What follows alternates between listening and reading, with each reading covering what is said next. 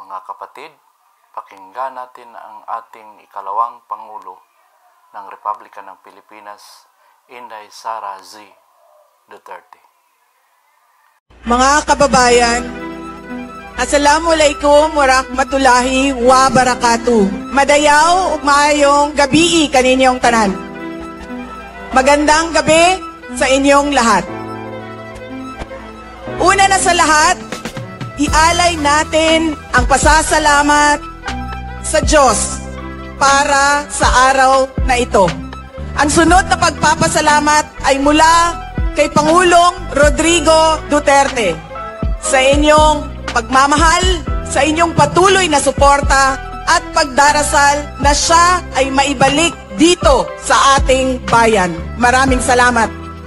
Ang susunod na pagpapasalamat ay mula sa akin sa patuloy ninyo na suporta sa akin at sa aking mga kasamahan sa opisina ng Pangalawang Pangulo. Maraming salamat. At ang huling pagpapasalamat ay mula sa aming pamilya. Dako kaayo ang amuang utang nga kabubuton kaninyong tanan sa oportunidad na ginahatag ninyo kanamo nga makaserbisyo sa atuang nasod. Daghan salamat. Ang pwesto na kinatatayuan ko ay hindi para sa akin. Ito ay para sa Pangulong Rodrigo Duterte. Pero tinawag ako ng tadhana dahil kinidnap ang tatay nating lahat. Ako si Inday Sara, isang botanteng nagmamahal sa ating bayan at natatakot para sa ating kinabukasan. Mga kaigsuunan ko, iniibig ko ang Pilipinas. Iniibig ko kayong mga Pilipino. This election will decide the future of our country. Ang boto ninyo ang magbibigay katiyakan kung maituloy ang pagbabago o tuloy-tuloy na lang tayo sa kapahamakan. Filipinos deserve better. Nagpapasalamat ako dahil nandito pa rin kayo at nakikinig sa akin sa kabila ng kaliwat kanan na paninira nila. In the past months, my name and my family's name have been dragged through the mud. I have repeatedly said it before, and I will say it again now. I am not the problem of this country. Hindi ako ang problema ng Pilipinas. Hindi Duterte ang problema ng Pilipinas. Sino nga ba ang tunay na makikinabang kung tuluyan ng burahin sa mundo ang pamilyang Duterte? Hindi ang mga Pilipino.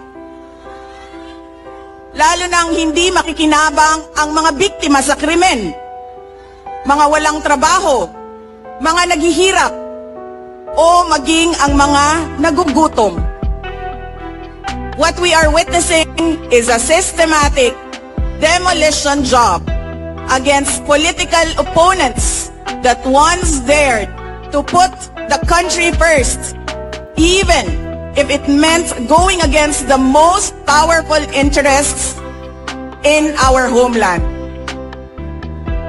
Sa kasamaang palad, iniluklok natin ang isang leader na walang kakayahang maintindihan ang tunay na kalagayan ng mga Pilipino. At higit sa lahat, hindi kayang magdesisyon para sa kapakanan ng sambayanan. Pinagbabayaran natin ngayon ang pagpili ng maling leader nakikita natin ang lantaran at walang pakundangang paglabag sa ating saligang batas. Pinamumunuan din tayo ngayon ng isang taong patuloy pa ring tumatanggi, sumailalim sa isang pampublikong hair follicle drug test at nagsinungaling sa 20 pesos ang bigas. Ang masakit pa, nakuha nilang kidnapin ang dating Pangulo at dali-dalian nilang itinapon sa ibang bansa upang litisin ng mga dayuhan. Ngunit, higit pa sa mga kabiguang ito, ay isang mas malalim na pambabastos at panghiinsulto sa ating mga Pilipino. Iniinsulto nila tayo sa paggamit ng ayuda upang bilhin ang boto ng mga tao. Ang ayuda ay hindi naman likas na masama. Sa katunayan, marami ang natulungan nito noong panahon ng pandemya. Ngunit, kapag ginamit ito para manipulahin kayo at pagsamantalahan ang inyong kahirapan upang manatili sila sa kapangyarihan, nagiging sandata ito ng pang-aabuso. Again, Filipinos deserve better. We must return to long-term, concrete programs, not short-term dole-outs that are being abused by those in power. Ang kailangan ng Pilipino ay isang mabisang food security program. Isang programa na tutugon sa problemang pinakamalapit sa bituka, ang gutom. Ang kailangan ng Pilipino ay isang modernong hybrid education system na nakasandal sa pagtuturo ng disiplina at pagmamahal sa bayan. Ang kailangan ng Pilipino ay isang tunay na universal healthcare system na tutugon araw-araw sa lahat ng health centers at hospitals at hindi lamang sa mga supporters ng politiko. Ang kailangan ng Pilipino ay matibay na infrastruktura. Let us build into the future. Ang kailangan ng Pilipino ay oportunidad sa hanap buhay at trabaho dito sa loob ng ating bayan. Masakit sa kalooban nating lahat ang kalagayan ng maraming nating OFWs na malayo sa kanilang mga mahal sa buhay. At higit sa lahat, ang kailangan ng Pilipino ay peace and order. Kailangan nating ganap na puksain ang kriminalidad, iligal na droga, terorismo, at insurgency sa pamamagitan ng makatotohanang non-partisan Philippine National Police na suportado ng ating sandatahang lakas. Kinahanglan undangon nato ang patasan sa pagpili sa mga kandidato nga gikan sa political dynasty. Kining mga sikat nga apelido nga magsayaw-sayaw ra og magkanta sa atubangan. Igo ra magpakatok. Undangon ang mga party list na gipanag-iya sa mga dato. Undangon ang mali na pagpili sa atong mga opisyales. Undangon ang budol o pagpamakak. Kailangan natin mag-vote straight sa mga taong magtutuloy ng nasimulan ni Pangulong Duterte. Idiretso natin ang boto. Number 38, Rodante Marcoleta. Number 10, Jimmy Bondoc. Number 56 sa balota, Attorney Vic Rodriguez. Number 22, Bato de la Rosa. Number 28, Bongo. Number 53, Apollo Kibuloy. Number 34, Raul Lambino. Number 30, J.B. Hinlo. Number 58, Philip Ipe Salvador. At number 42, Doc Marites Mata. Alam ko, hindi kayo matutuwa. Pero iboboto ko si Amy Marcos.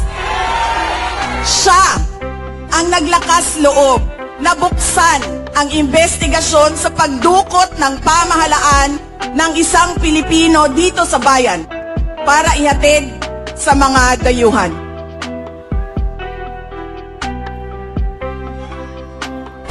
Iboboto ko rin si Camille Villar dahil sa kanyang karanasan bilang mambabatas sa House of Representatives na makakatulong sa isang tunay na pagbabago sa Senado. Hindi ako mapapagod na sabihin ito. We Filipinos deserve better. Tunay na kapayapaan at kaunlaran na hindi lamang para sa iilang politiko at mayayaman.